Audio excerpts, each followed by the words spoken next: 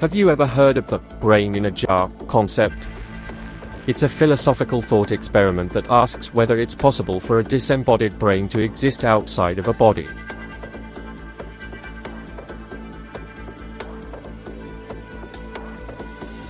The idea goes like this: imagine that your brain is removed from your body and placed in a jar filled with a nutrient-rich liquid that keeps your brain alive and functioning.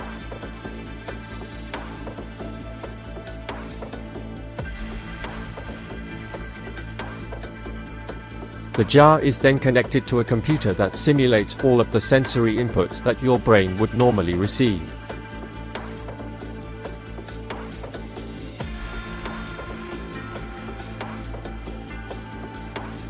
From the perspective of the brain in the jar, everything would seem perfectly normal. You would see, hear, smell, taste, and touch things just like you would if you were still in your body. But the question is, would you really be experiencing those things, or would it all just be an elaborate simulation?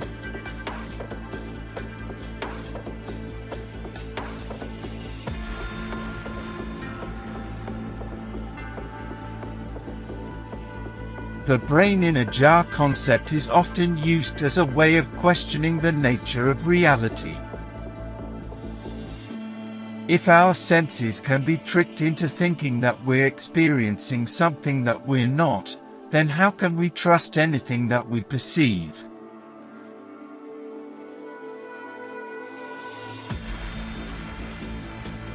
From a scientific perspective, the brain in a jar concept raises interesting questions about the nature of consciousness.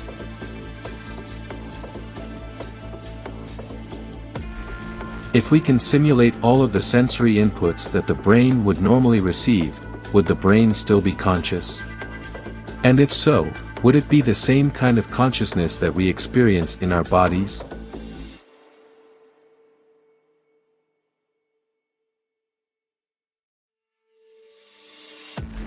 Some people argue that the brain in a jar concept is impossible, that the brain needs a body in order to function properly. But others believe that it's not only possible, but that it might even be happening right now.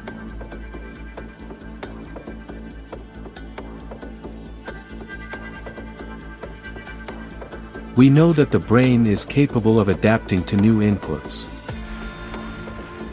For example, people who lose their sight can sometimes learn to see using echolocation, and people who are deaf can sometimes learn to hear using their other senses.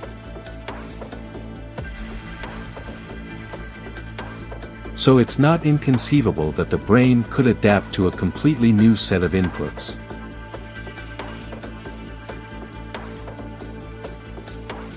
Of course, the brain in a jar concept raises all sorts of ethical questions. Would it be ethical to keep a brain alive in a jar, even if it were possible? And what kind of life would that brain be living if it were cut off from the rest of the world?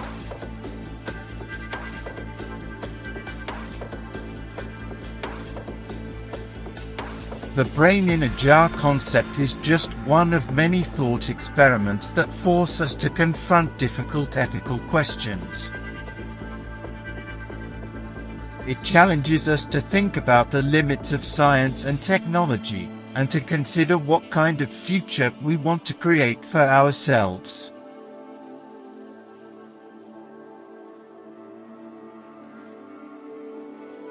So, what do you think? Is the brain in a jar concept just a philosophical curiosity, or is it something that we need to take seriously as we continue to develop new technologies that can interface with the human brain?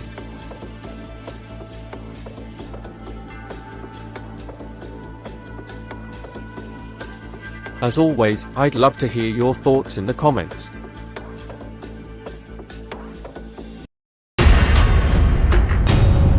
Thanks for watching.